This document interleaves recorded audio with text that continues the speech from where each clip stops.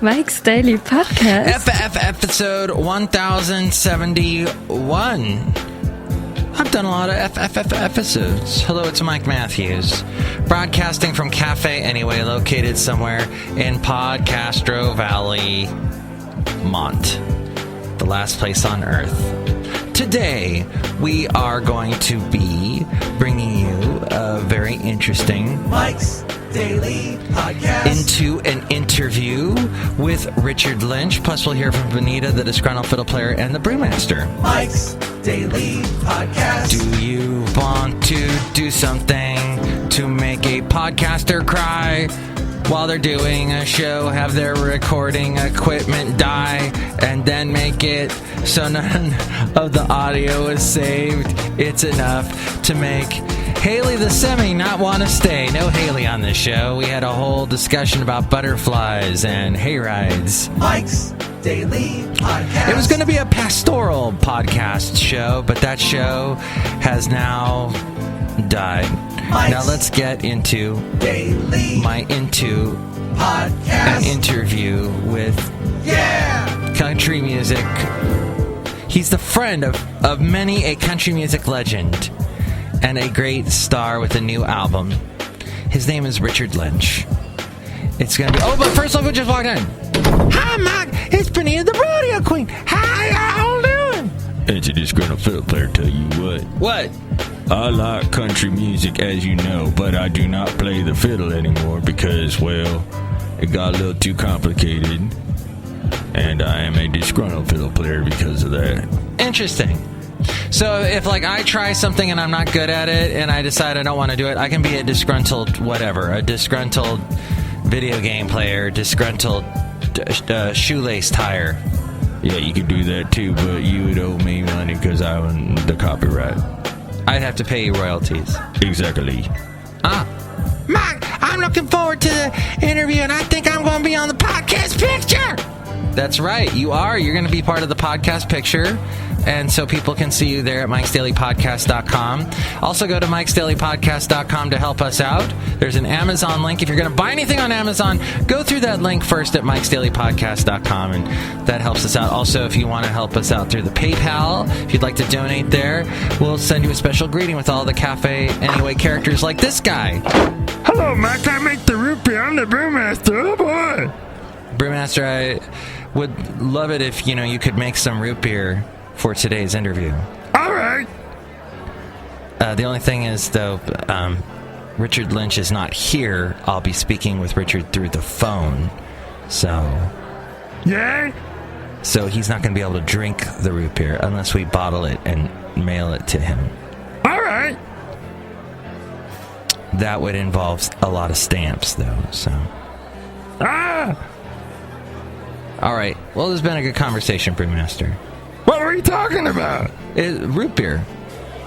You make root beer. I do? Brewmaster's confused. Here we go. Into an interview. Hello, Richard-Lynch. Hey, Mike. Good to talk to you. Good to talk to you. You're calling from where today? Well, I'm back home in little old town of Waynesville, Ohio, which is just north of Cincinnati. Do you have snow? Well, they had some snow while we were gone. We just got back from Alabama, and our timing was good. They got it while we were gone, but it's still kind of chilly up here, so we didn't get to enjoy that snow. Oh, darn. Aww. What part of Alabama? We were down in Dothan, Alabama, played a barbecue concert, a barbecue festival down there with some folks. It was a blast. That sounds so fun. Yes, sir. I like the barbecue in Alabama. I lived there 2 years, and I remember it was really delicious. Man, they treated us good. A lot of good food, a lot of good people down there. Met a lot of wonderful individual entertainers that we hadn't met before. It was a great experience. Got to do a TV show. It was a lot of fun. Woo! Well, I'm glad you're getting exposure, and because your music is great, and thank you. And your new album is called A Better Place?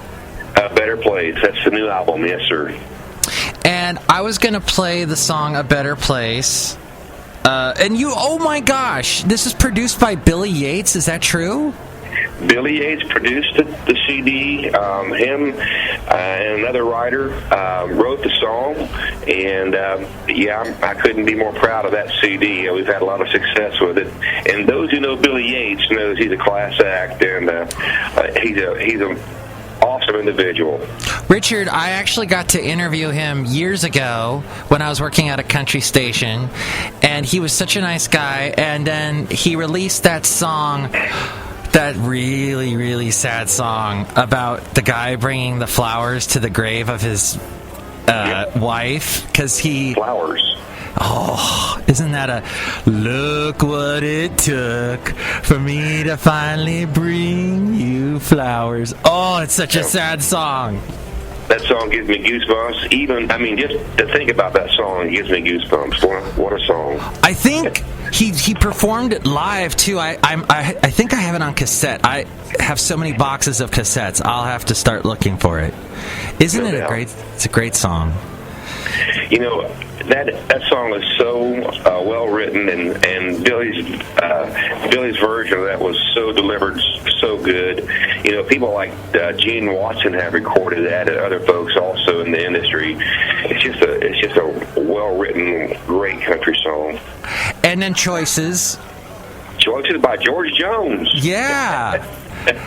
That was a big song for George, and then and then Alan Jackson performed some of it when he was protesting the fact that they weren't having George Jones on, was it like the CMAs or the ACMs years ago, and he stopped. Yes. He stopped in the middle of the song and started doing "I Heard Choices." Yeah, I remember that like it was yesterday. It was so cool. So cool. So he was fun to work with, Billy Yates. Oh, Billy Yates is a class act. He treated us really well. We still do shows together from time to time around the country, different things. And so, yeah, anytime Billy's interested in us doing something, we're right there with him. And what did you, when you performed A Better Place, was there, what drew you to that song? Well, the response I'm getting from this song is incredible. You know, we like doing it live, of course, and that gives you a real feel for what the public and what the audience thinks about your material.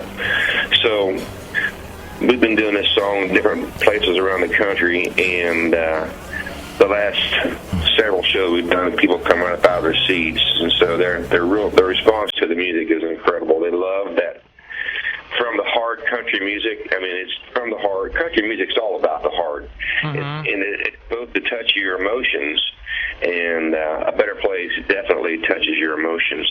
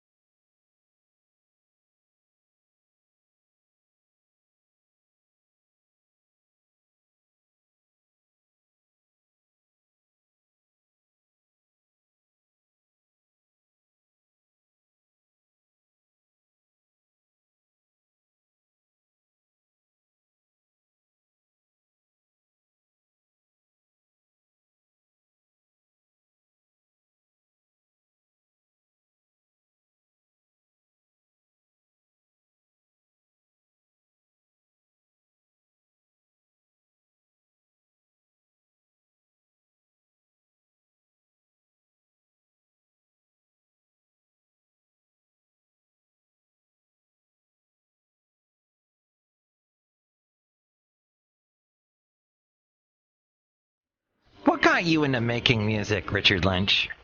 Well, I'll tell you, I was born into a country music family. My dad was a very well-renowned country entertainer, singer, worked with a lot of folks from his era, people like Bobby Bear and Glenn Campbell and Porter Wagner and on and on and on, Osborne Brothers, and he got to perform and do those wonderful shows with all those guys years ago. And as a youngster, I grew up watching my dad perform with those people, and I was inspired so immensely in that, I got to see Dad play with those people that I watch on TV. And so I was completely intrigued with the fact that that's what he did, and so I wanted to do it as well. What an inspiration. No doubt. I love Bobby Bears. That's how I got to Memphis. Bobby Bear, I've met him a couple times in my life. We've talked about my dad, and ironically enough, I'm going to be playing a show in Minnesota this July with Bobby Bear. So it's a country music full circle, as you might say. How cool. Wow. Isn't that neat? And now you cover You're the Reason God Made Oklahoma. I did. David Frizzell is a friend of me and my wife's and some other folks that we've been acquainted with. And when we put this new CD together, You're the Reason God Made Oklahoma was one of the 12 songs that's on the new Better Place album. And like I mentioned, David is good friends with us, and he's been gracious enough to, include us in some of his shows around the country. And he's also gracious enough to do a portion of his song on our current CD. And the young lady that did Shelley West's part is currently working with David Frizzell also. Her name is Stacy Houston. So Stacy Houston did the Shelley West part. I did my part, and then David chimed in to where it was a 3-part deal on the song, and had a lot of good response with that song also. I love that song. I remember when it was a hit, and I was a kid. My mom, we used to live in the San Fernando Valley, and on the weekends she liked to drive out to the beach, out to kind of south of Venice Beach, if you've ever heard of Venice Beach. And there's a line in that song about Santa Monica Freeway sometimes makes a country girl blue. And I would always hear that line just as we were passing the Santa Monica Freeway and stuck in traffic, and it was so weird, country music, and yet country even identifies with someone living in California in a city somewhere. It's amazing. Ain't that amazing, man? You think about that. Country music can reflect and represent people's values, once again, that come from the heart. Country music doesn't have to be just a guy out here throwing hay and feeding the cattle and the horses. Country music can represent people from all walks of life, like the Santa Monica Freeway, like the different towns around the country. And you'd be amazed how well received and how much people in Europe love this real traditional country music. There's a full moon over Tulsa. I hope that it's shining on you. The nights are getting colder in Cherokee County. There's a blue norther passing through. I remember green eyes and a rancher's daughter, but remember is all that I do. Losing you left a pretty good cowboy with nothing to hold on to. Sundown came and I drove to town to drink a drink or two. You're the reason God made Oklahoma. You're the reason God made Oklahoma, and I'm sure missing you. I'm sure missing you.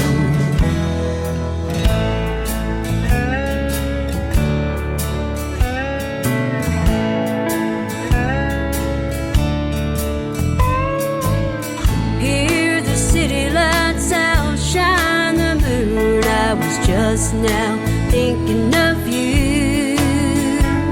Sometimes when the wind blows, you can see the mountains and all the way to Malibu. Everyone's a star here in LA County. You ought to see the things that they do. And all the cowboys down on the Sunset Strip, they wish that they could be like you.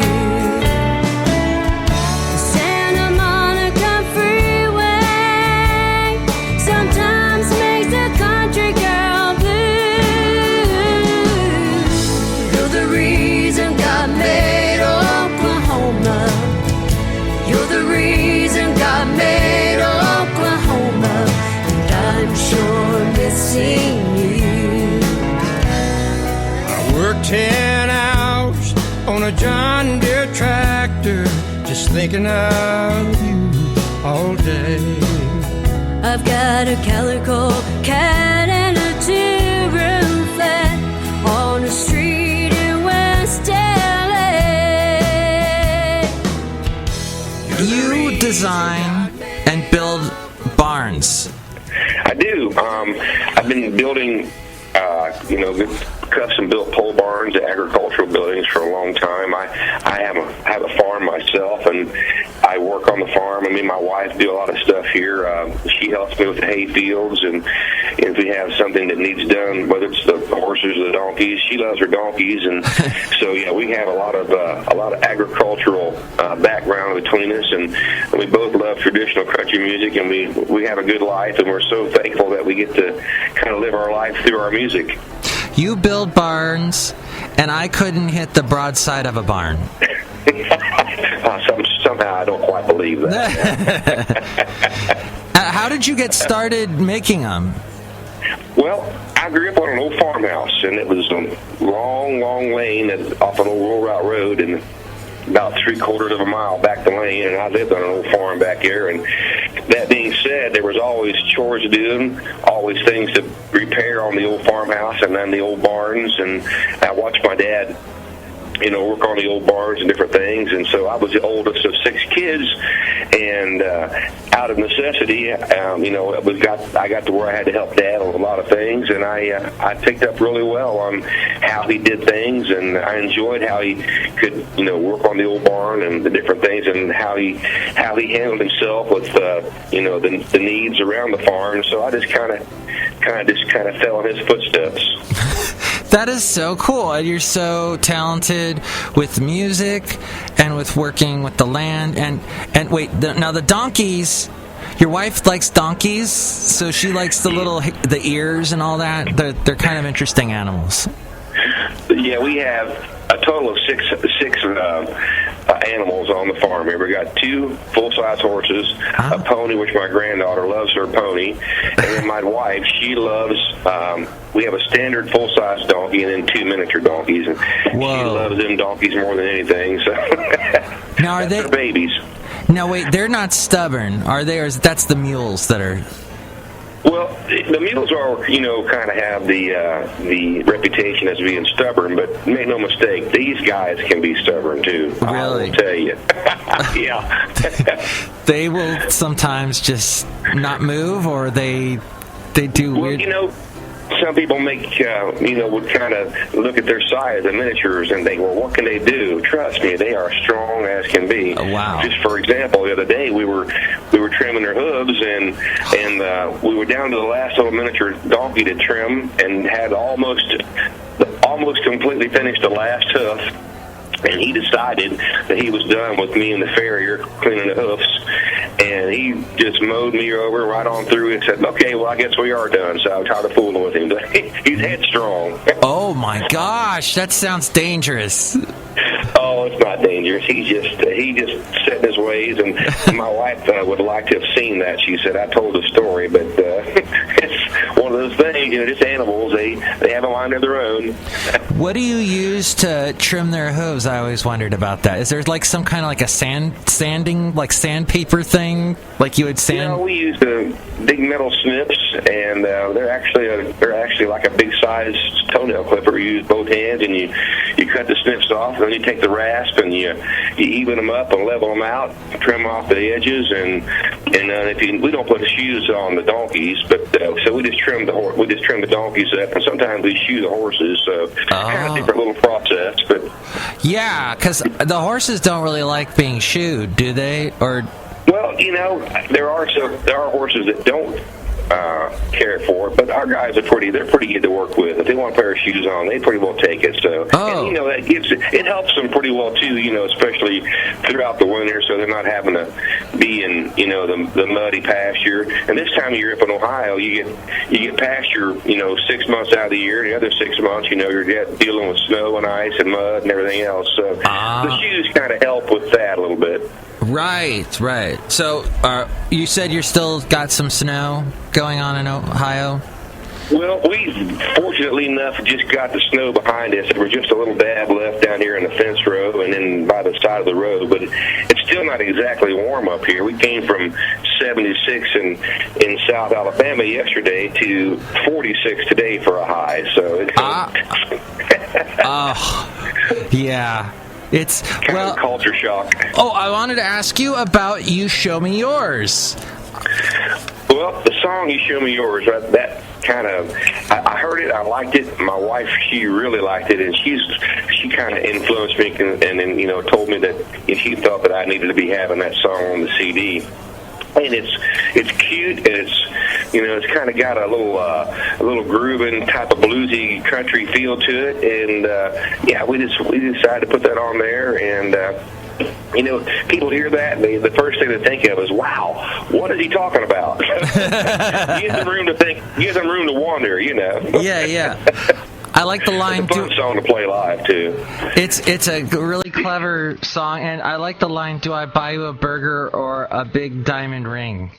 Yeah, yeah. Well, really well written.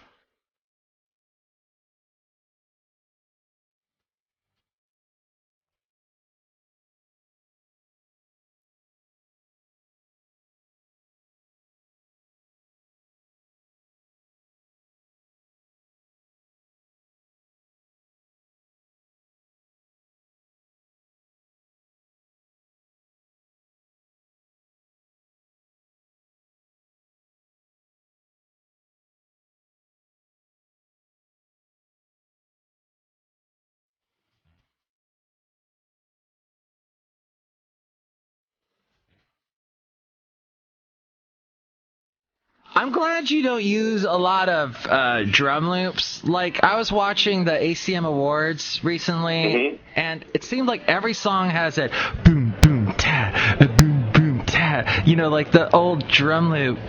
And, I mean, that was fine and everything with Shania Twain, but, like, everybody has it now, and it's just getting a little repetitive, Well, it seems like today's country music, has kind of lost its edge to be diverse, has lost its edge to be, all things.